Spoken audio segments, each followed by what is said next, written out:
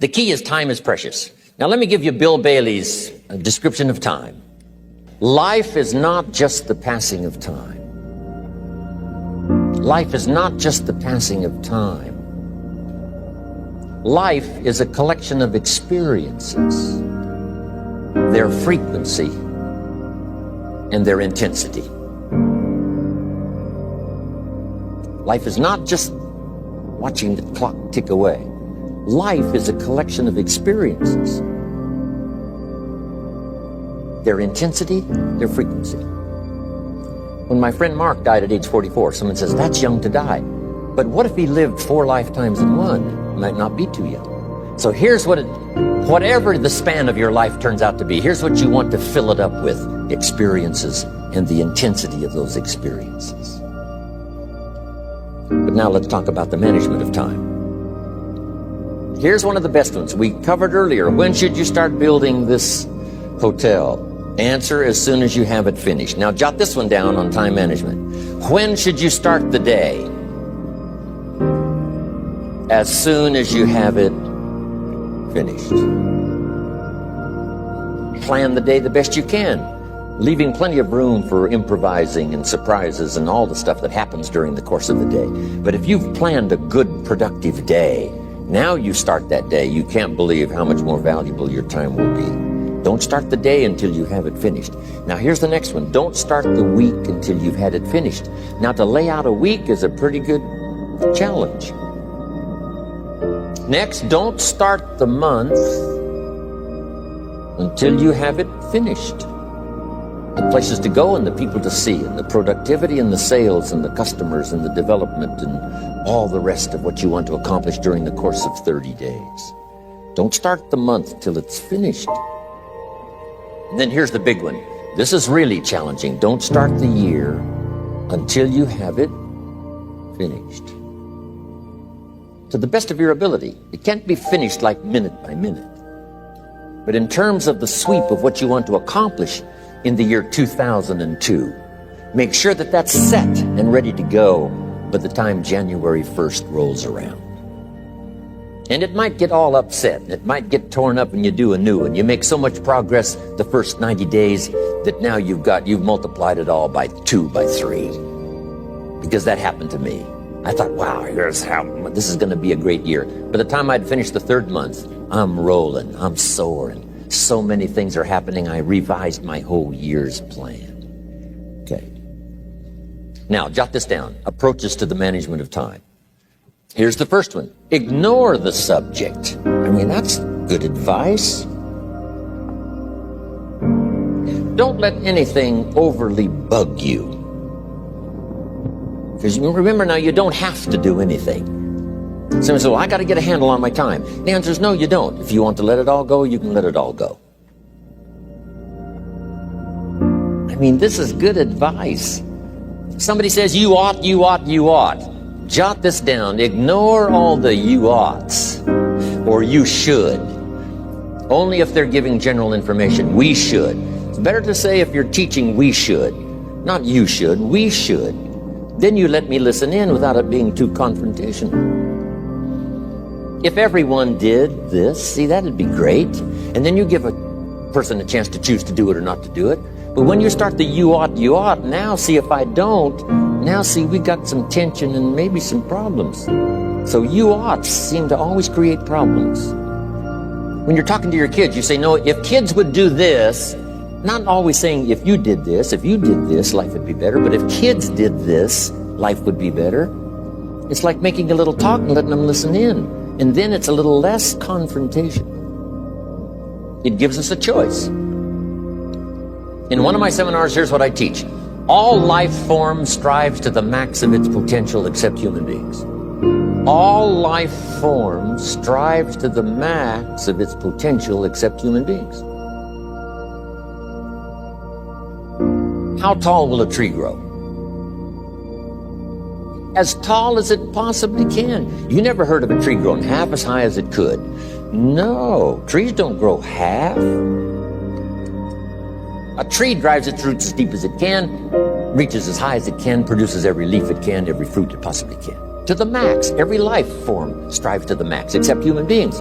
Now, why not human beings? Jot this down. You've been given the dignity of choice. You're not a robot. You don't have to repeat this year the same as last year. You can tear up last year's plan, develop a new plan. So, the dignity of being a human being. Now, here's the choice on being a human being. To be part of all we were meant to be, or to be all. To strive for all, or half, or part, or some. The choice is up to you. To develop one skill or 10 skills. Someone says, well, I'd be happy with just one more language. Well, some say, hey, I'm going to learn 6 or 7. And this is all a matter of choice. And when someone says, no, you ought to learn 4, you've got to resist all that. Because this is personal dignity. And you don't want to destroy someone's dignity by doing all the oughts, and they feel reluctant to do it. Now we've got problems. So if you want to, just ignore this subject on time management. Now here's the next one. Step down to something easier. The guy's in sales, and he says, oh, I want to own the company. Finally owns the company. Now he's got no time to play golf. He said, when I was in sales, I was making big money playing golf 3 days a week. Heck with this owning something. Heck with managing. My life was never my own after I started to manage. I'm going back to sales. See, this is the key. If you're getting too pressed, you might consider stepping down to something with a little easier time pressure. Next key to time management, and that's work longer and harder. But see, there's a limit to that.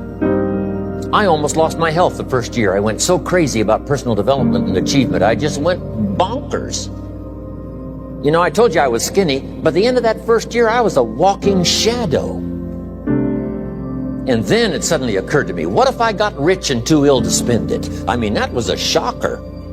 So I started, developing a little more reasonable, because I said, if 12 hours won't do it, I'll work 14. If that won't do it, I'll work 18. I mean, how many hours it takes. And sure enough, it cost me too much. So see, working longer and harder for some might be appropriate. If you're just sitting around not doing that much, this might be good, work longer and harder. But you can only work so hard. Here's the key, not to work harder, but smarter. When you've worked as hard as you can, doing the best you can in terms of physical output in the time, reasonable time. Now here's the ultimate in the management of time, and that is you simply become more skillful. When I first got into sales, I was around people that could get, 9 out of 10, 8 out of 10. And when I first started, I could only get 1 out of 10.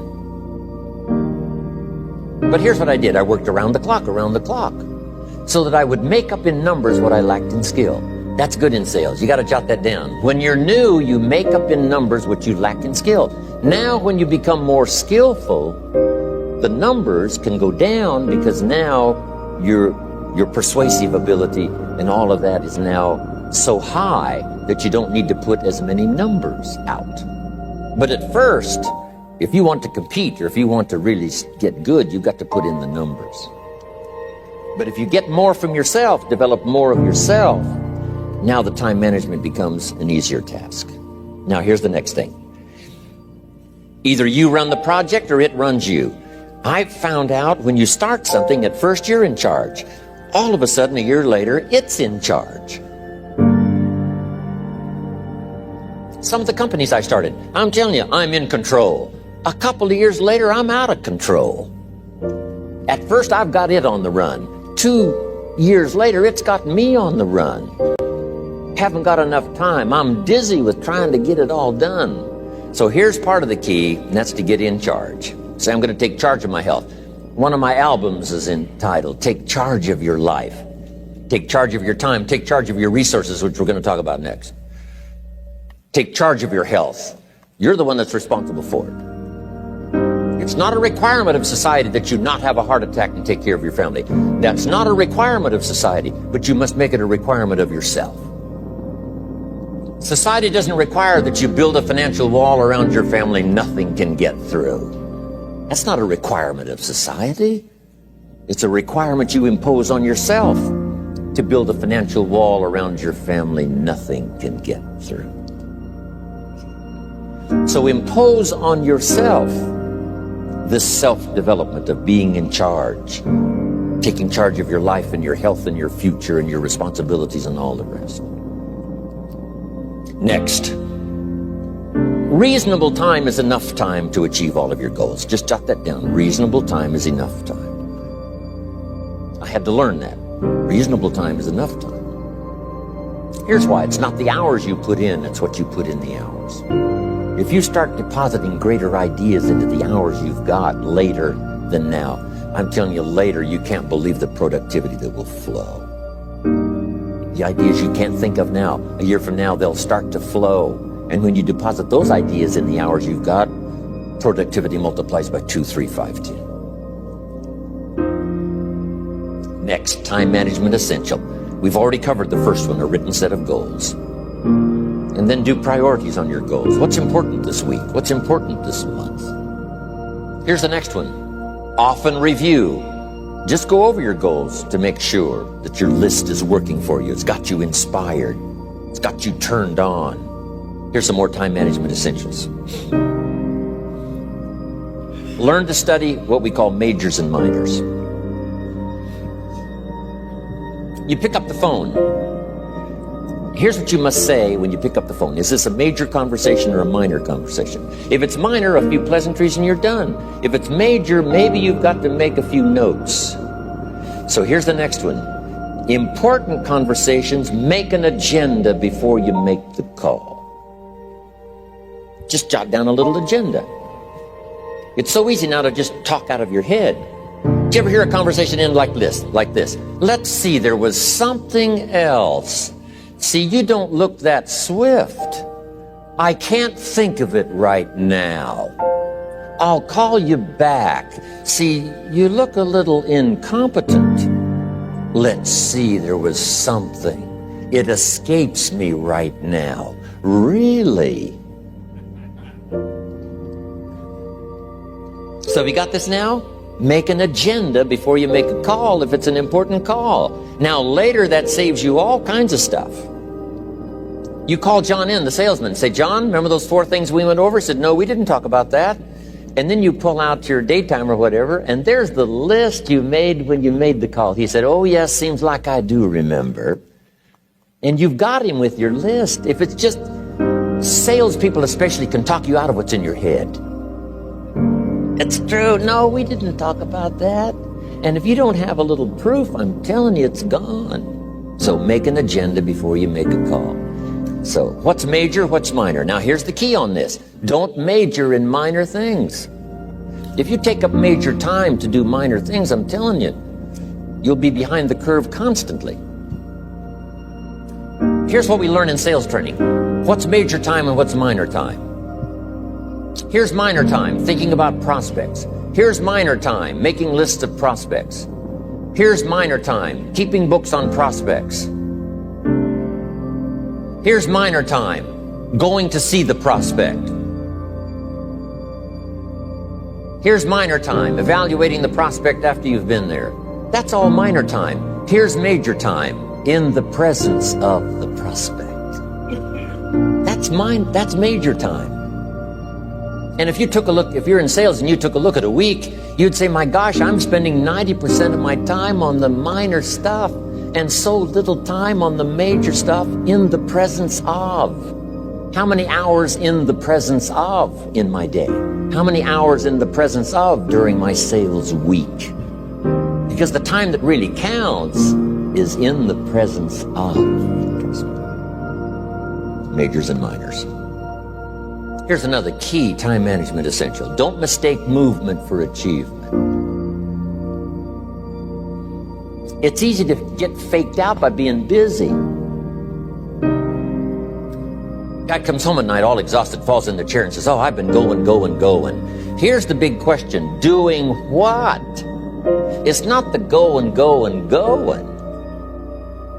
Some people are going, and they're doing figure eights. Their progress is small. So don't mistake movement for achievement. Now here's the big one, concentration. I had to learn this. All those years ago, I'm in the shower trying to compose a letter. It turns out to be a strange letter. So here's what I learned to do. Save the work till you get to the office. Save the work till you get to the work. Don't try to get to the office on the way to work. On the way to work, enjoy the way. In the shower, enjoy the shower. Then go to work when you get to work. I found this to be helpful. Concentration. Here's another big one. Learn to say no. I'm telling you, in such a social society we have now, it's so easy to try to be a nice person, saying yes, yes, yes to everything. Find yourself overloaded. Now you got to call and make the, well, gosh, you know, all the time it takes to back out of something that you said yes to too quickly. Here's what might be better. I don't think so, but if that changes, I'll call you. Little things you can use not to overcommit yourself. My friend Ron Reynolds says, don't let your mouth overload your back. It's a good one. Now, here's a big one on time management. When you work, work. When you play, play. Don't mix the two. Don't work at play. I used to take my family to the beach and I would bring my briefcase. I learned not to do that. Or at the beach, I'm saying I should be at the office. I should be at the office. Now my family's upset because I'm at the beach and I'm thinking office, office, office. Now when I'm at the office, I'm thinking what? I got to get my family to the beach, the beach, the beach. So things are not going too well at the office because I'm thinking beach, and things are not going too well at the beach because I'm thinking office. Here's what I learned to do. At the beach, be at the beach. At the office, be at the office. When you work, work. When you play, play. Don't mix the two. Don't work at play. Now, here's one of the most important ones. Don't play at work. Work is too serious. You don't want the reputation of being the office joker. It's not a good one. Yes, there's time for some pleasant stories. Yes, there's time for a little humor. Yes, best if it's a happy office, of course. But I'm telling you, you got to be serious about work because you're parting with a piece of your life for the work you do. Your work costs you a piece of your life. Here's what it's called. Serious business. Not grim, not unhappy, but serious. Key.